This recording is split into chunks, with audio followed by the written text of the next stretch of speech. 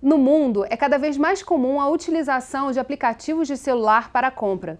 Muitos já falam da extinção do papel moeda. Mas no Brasil, há entraves legais e culturais que precisam ser superados para que os pagamentos móveis se transformem em realidade. Quer saber mais sobre esse tema? Vem com a gente no Rio em Foco, que começa agora, sobre tendências tecnológicas.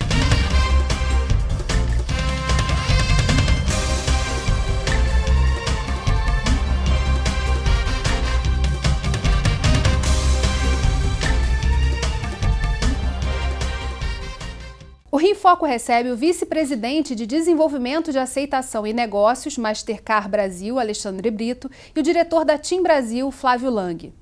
Segundo a pesquisa do Instituto Asaf, com base em dados do Banco Central, o número de transações realizadas com cartões de crédito aumentou 108,3% entre 2010 e 2014. Vamos acompanhar a matéria.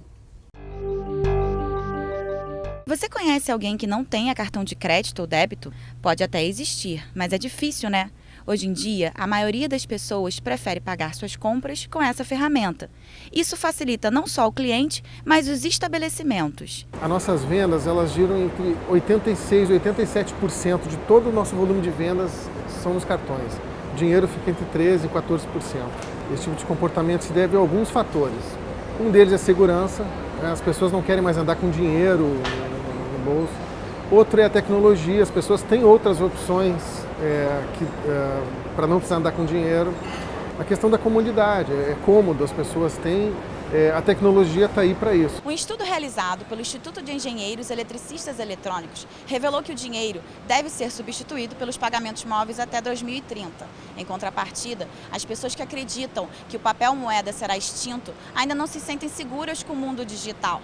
A maior preocupação delas é o hackeamento de informações. Quando você acessa o site, a página web, quando você instala o Guardião, quando você faz os passos a passos necessários para que você tenha acesso à sua conta, você está se respaldando e se protegendo de qualquer tipo de invasão ou qualquer tipo de vazamento de informação. O pagamento via dispositivo móvel é muito mais seguro do que o pagamento via cartão.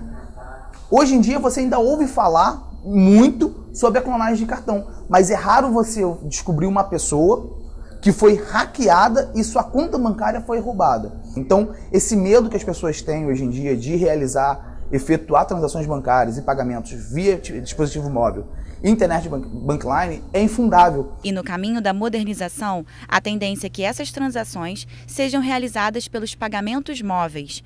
Um toque na tela do seu celular e pronto. Compra efetuada com sucesso. Agora a gente só vai poder dar um salto dessa forma quando a gente tiver uma banda larga melhor, quando a gente tiver um 3G ou um 4G melhor.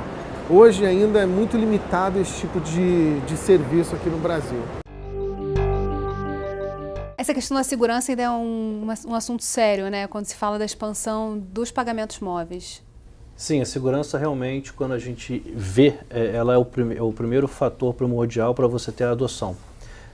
Então, se a gente for analisar até o histórico, pegando o gancho da pesquisa, o cartão de crédito ele conseguiu evoluir junto com a migração para o chip. Antigamente você só tinha aquela tarja e a segurança existia, mas só que não nos níveis atuais do chip. Uma vez que você chipou toda a base de cartões do Brasil, que hoje eu diria 97%, 98% da base de cartões brasileiros é chipada, você teve um crescimento exponencial da utilização de cartão de crédito no Brasil. E o uso do celular, que são os pagamentos móveis, na questão da segurança, o que muda? A rede móvel ela vem sofrendo uma evolução constante. Se você falar de segurança, você lembra anos atrás, quando você falava de meu telefone foi clonado, né, no início da rede móvel, com a digitalização das redes, né, com o advento do GSM, 3G, 4G, isso é uma rede completamente segura. Se você pensar a quantidade de pessoas hoje que é assaltada, né, que você perde o dinheiro, né, de forma a você estar caminhando na cidade e está sendo lesado, é muito superior à quantidade de pessoas que você conhece que teve uma transação clonada no meio digital. E na verdade o que você observa, inclusive, é um aumento ainda maior da segurança da transação via mobile, porque o dispositivo móvel também é uma fonte de informação, de autenticidade de que você é você, porque afinal de contas aquele aparelho, aquela linha é uma linha privativa sua, que com um conjunto de outras informações, sua senha, né, e outros elementos, garante uma transação muito mais segura, porque além das informações da sua conta, a pessoa, se quiser clonar, tem que ter acesso ao seu telefone, né? Então é uma junção de múltiplas seguranças, tanto do que foi desenvolvido no sistema bancário, como no setor de telecom, garantindo assim um ambiente muito seguro. Como está essa discussão hoje? Qual a gente poderia dizer que é o ponto que o Brasil se encontra nesse momento em relação a pagamentos móveis e ao aprofundamento, na verdade, desse tipo de pagamento? Olha, os pagamentos móveis a gente tem que analisar, ele tem várias vertentes, certo? Então você consegue hoje ter uma tecnologia no smartphone que é o in-app, então você consegue abrir o aplicativo, fazer a transação dentro do aplicativo e fechá-lo, certo? Você tem uma transação que é através do número do celular, onde ela trafega e aí você precisa fazer conectividade com as empresas de operadoras, os operadores de telefonia celular, no caso da TIM. Nessa primeira tecnologia que o senhor citou, precisa ainda ter um cartão, né? Todas essas tecnologias, elas nunca vão abandonar a infraestrutura de cartões que foi desenvolvida ao longo desses 50 a 60 anos. Então, é como se você olhasse para trás e visse que a infraestrutura é de cartões, só que o front-end do consumidor ele mudou. O que a gente chama na indústria de form factor. Você não tem mais o cartão físico, mas o seu cartão físico ele passa a ser o seu celular. Então, por trás do celular, você tem toda a infraestrutura que foi desenvolvida há mais de 60 anos. Essa daí é a parte do que a gente chama de in-app, que é smartphone. E a segunda é o que você trafega toda essa transação no número de celular usando uma tecnologia USSD. Por que essas duas funções são importantes? Porque uma você necessita do smartphone. E como a gente viu na pesquisa, tem o desenvolvimento das bandas largas que precisa acompanhar também conjuntamente. E quando você vai no SSD, essa já é uma tecnologia que já está disponível, na verdade, até vou deixar aqui o Flávio responder, e por isso a gente fez existe a tecnologia que usa o SSD também. Como é que é essa tecnologia? Então, o SSD ele utiliza a rede móvel como se estivesse emulando uma troca de SMS. É isso que acontece por trás da rede. O que é importante observar, colocou muito bem o Brito, é o nível de penetração de smartphone. Quando o modelo de in-app, né, que é o modelo de aplicativos que rodam no smartphone, eles garantem uma parte da cobertura da população. Hoje, mais ou menos da população brasileira, está falando, da população de smartphone, de linhas móveis, mais ou menos 55% da base tem smartphone. Você tem uma outra parcela significante da base que não tem smartphone, né? Então, a tecnologia USSD, né, que é uma tecnologia que, como se fosse um SMS, ela permite que você consiga atender toda a gama da população. E quando você pensa exatamente na população não bancarizada, que não tem ainda acesso a cartão de crédito, ela bate muito com esse perfil de pessoas que ainda não têm o seu smartphone. Então, por isso que na decisão do lançamento do TIM Multibank, que é uma parceria entre TIM, Caixa Econômica Federal e Mastercard, a gente direcionou exatamente um tipo de solução usando essa tecnologia de USSD, porque ela permite a gente atender todo o telefone, desde que esteja conectado na rede móvel, desde os mais simplesinhos, daquele Nokia 6320, pequenininho, que a gente brincava com o jogo da cobrinha, né, até um iPhone ou um S7 da Samsung. Ou seja, toda a gama de smartphones e feature phones e telefones mais antigos permite essa tecnologia. A gente vai falar um pouquinho mais sobre esse projeto no próximo bloco. Não saia daí. Rio em Foco aqui, política e economia caminham juntas.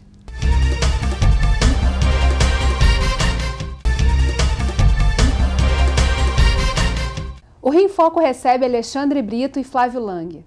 O Índice Trimestral de Pagamentos Móveis, MPI, divulgado em maio de 2016 por uma empresa global de tecnologia de pagamentos, revela que 34% das transações online globais foram feitas em dispositivos móveis. Aqui no Brasil, esse número ainda é pequeno, apenas 15%. Fala um pouquinho mais pra gente sobre esse novo serviço que foi lançado, que a gente começou no primeiro bloco, eu tenho certeza que está todo mundo curioso. Então vamos lá, é um serviço que a gente lançou conjuntamente, TIM, com a Caixa Econômica Federal e a Mastercard. É um serviço de uma conta bancária virtual, tá? Atrelado ao seu número móvel. Qual é a vantagem disso para o cliente, né? Senão parece uma coisa muito do outro mundo, né? Mas é efetivamente para as pessoas poderem juntar o mundo do seu telefone, que não precisa ser um smartphone, pode ser qualquer telefone móvel, e você consegue criar uma conta bancária atrelada a esse número. Com isso você pode mandar dinheiro para algum parente que esteja em uma outra cidade, você pode pagar suas contas, né? Você efetivamente pode sacar o dinheiro junto a redes de lotéricas afiliadas da Caixa. Então você tanto pode fazer o que a gente chama de cash-in, que é fazer o depósito nessa sua conta virtual, como também sacar dinheiro dessa conta. Com isso você tem a segurança de não ter que ficar transitando com o dinheiro, né? Então a gente está discutindo sobre segurança, mas a segurança efetivamente para essa camada de população de poder andar livremente, sem o medo de alguém roubar o salário que você acabou de receber no seu ônibus, né? Ou seja, efetivamente você está dando uma segurança física para as pessoas. Se roubarem o seu celular, roubarem a sua linha, é só pedir um novo SIM card, você põe no seu novo aparelho, né, e já está funcionando. E a conta continua, aquele dinheiro destacado na sua conta, protegido. Outra coisa que é muito importante, você pode fazer transação, né, de passar o dinheiro para algum amigo, algum colega, né, alguém que esteja devendo dinheiro para você. Assim, você manda dinheiro para mim aqui, você tem que transitar com o dinheiro em espécie. E aí quando você pensa num Brasil, né, onde você tem 40% da população que efetivamente não está bancarizada, né, e todo mundo tem o seu telefone pré-pago, então você imagina o tamanho da oportunidade de penetrar um serviço como esse sobre essa parte da população, e atrelado também ao fato que, se você olhar, aproximadamente 85% das transações com menores de R$100 são feitas em dinheiro, tá? E o montante de dinheiro que transita na economia, dinheiro papel, dá 950 bilhões de reais por ano, transitam em papel, moeda na economia. Então olha o tamanho da oportunidade da gente digitalizar isso através de uma solução segura, né, que esteja na palma da mão como o celular, e que a gente consiga efetivamente oferecer um novo serviço, um serviço de qualidade para uma parte importante da população que hoje não é abastecida. A gente está falando de uma quantidade de pessoas que também está entrando no sistema bancário com essa Pela nova tecnologia. Pela primeira vez. Você está falando do mercado informal, né, das pessoas que recebem uma renda mínima muito baixa, que muitas vezes não comportam um banco, ou tem medo do banco, né? O banco é aquela coisa de Porque em termos doutor, de tarifa, né? Tem algum tipo de tarifa nesse processo? Como é que funciona? Não, a nossa solução, como a gente desenhou, você não tem uma tarifa bancária. O que você tem, obviamente, você tem uma taxa nas transações, como é feito hoje normalmente nos bancos. Mas, ou seja, você pegar o seu dinheiro e deixar ele lá, não tem uma assinatura de banco. E na verdade, quando a gente vê a transação ocorrer hoje, nos testes que a gente está avaliando, você vê que existe uma comodidade que não tem preço. Por quê? Por exemplo, hoje uma pessoa que tem uma conta a pagar, ela vai ter que carregar o dinheiro numa lotérica para pagar ou num banco para pagar, certo? Ou seja, esse processo de ir a uma lotérica e voltar, muitas vezes você tem que gastar tempo, gastar dinheiro. Com a nossa tecnologia desenvolvida, basta tirar uma foto ou basta digitar o código de barra que está pago. Então você vê o benefício, certo? Mas eu acho que o principal é a parte, voltando um pouco no primeiro bloco, da segurança. Por quê? Porque muitas vezes as pessoas, como é que faz uma coisa tão segura, SMS, muitas vezes, sabe, as pessoas, como elas não conseguem tangibilizar, esse desenvolvimento ele foi feito uma integração entre a Mastercard, o data center da Mastercard e o data center da TIM. Então você está falando de uma conexão direta entre as duas empresas, entre os dois data centers que têm níveis de segurança altíssimos. Ou seja, é isso que garante essa segurança da transação. Qual é o próximo passo desse processo? Isso começou no Rio de Janeiro, né, o lançamento desse produto. Então a gente fez no final do ano passado uns pilotos em algumas praças, né, no Nordeste e no Sul. Mas o lançamento, a cidade onde a gente concentrou todos os investimentos, onde a gente está focando é o Rio de Janeiro, porque se dá certo no Rio de Janeiro, dá certo em qualquer lugar do país. Exatamente. Assim esperamos. Isso esperamos, com certeza. Não, mas já está dando certo, né? Tá dando certo. E quando a gente vê na evolução um pouquinho do que você falou, né? Claramente a gente acredita que o celular vai ser o veículo, o número do celular vai ser a forma de atuação, E você tem toda uma infraestrutura por trás que ninguém vai ver, mas que vai gerar toda a segurança. Então, uma funcionalidade que a gente até vem desenvolvendo, até dando uma palhinha aí, é o seguinte: imagina você que está hoje no e-commerce, você tem que digitar o número do cartão, ou até mesmo você aperta uma das wallets que existem lá, mas você tem que colocar a senha, você tem que de algum jeito identificar quem você é, certo? Nesse mundo mobile que a gente está falando, não, basta digitar o número do celular, você vai receber no seu celular uma notificação, você está comprando uma geladeira por R$500, você só vai botar assim o número do seu cartão, acabou. Ou seja, é uma transação 100% segura e conveniente. Isso se estiver comprando no desktop. Se Exatamente, tiver no celular, é um clique só. Exatamente, é um clique só. E essa tecnologia de aproximação? Isso daí é uma tendência, principalmente a gente vê nos países europeus. Só que o ponto aqui é você gerar de novo a conveniência para o consumidor final, certo? Então, onde é que você vê a grande adoção massiva? São em situações onde você tem que usar recorrentemente o cartão. Então, por exemplo, em transporte, quando você vai num supermercado, quando você vai num cinema, toda vez que você precisa de velocidade e são transações de um monto geralmente mais baixo, onde você vê essa adoção. Então, se você vier para o Brasil, em termos de POS, ele é o maior parque do mundo de POS contactless. A gente tem mais de 850 mil POS. POS é aquela máquina do restaurante, contactless. Quando a gente vai no mundo PDV, que eu diria é o mundo onde você vai no supermercado, aquela máquina um pouco diferente, você está vendo uma mudança acontecer e a gente acredita que mais 5, 6 anos todo o parque também vai estar alterado para isso. E a terceira leva que a gente está vendo é a leva dos transportes. Então a gente acredita que quando essas 3 levas todas ocorrerem, junto com a adoção das tecnologias que a gente vê mundialmente, que eventualmente vão vir para o Brasil, por exemplo, Android Pay, Apple Pay, Masterpass, a gente realmente vai ver essa adoção acontecer. A gente vai fazer um rápido intervalo e voltamos já. Rio em Foco aqui, política e economia caminham juntas.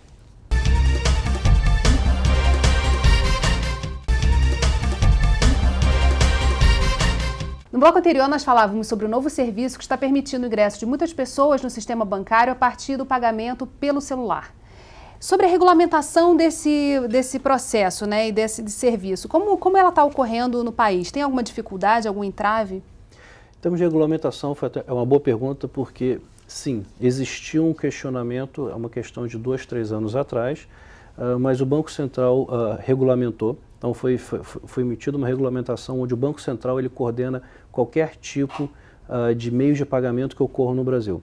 Então foi-se criado diversas figuras, instituições financeiras, que são os bancos, instituições de pagamento, que muitas vezes são os gerenciadores de pré-pago, certo? Que no nosso caso é a Caixa, também como instituição financeira, e tem os instituidores de arranjo de pagamento, que somos nós as bandeiras, onde nós temos que coordenar todas essas regras e garantir que todo mundo trabalhe corretamente, de uma forma justa, sem preferência para ninguém, certo? De uma forma não exclusiva. Então, essa regulamentação do Banco Central que veio há 1 ano e meio atrás, ela realmente veio para organizar e dar um direcionamento maior e, com certeza, a gente está crescendo bastante, aceleradamente por causa disso. Como é que os senhores veem a entrada de novos players nesse mercado? Quer dizer, esse a gente está falando de uma tendência, vão chegar outros serviços semelhantes a esse. Como é que está acontecendo a organização desse mercado? Então, primeiro que toda competição é sempre saudável, te deixa mais alerta. Então, acho que existem várias novas formas de pagamento, né? Como você comentou, está todo mundo entrando um pouco para dentro desse modelo, como o Google Pay, Android Pay, as próprias operadoras, o sistema bancário. O fato que a gente acredita muito, que é muito menos uma visão de uma competição, mas muito mais no sentido de uma cooperação entre os diversos meios de serviço. E se você parar para pensar que no passado a gente viu operadora tentando ser banco e banco tentando ser operadora, não deram certo, né? Teve vários casos de sucesso no mundo. A gente acredita muito na nossa parceria porque a gente juntou os 3 melhores, né, num espírito de cooperar junto e criar um serviço único. A gente tem toda a tecnologia da Mastercard, com toda a rede de distribuição, e ninguém entende mais de camada popular no Brasil do que a Caixa Econômica Federal, junto com toda a plataforma e a base de clientes da TIM, e o celular que está na mão de 1/3 de todo o Brasil tem o celular TIM.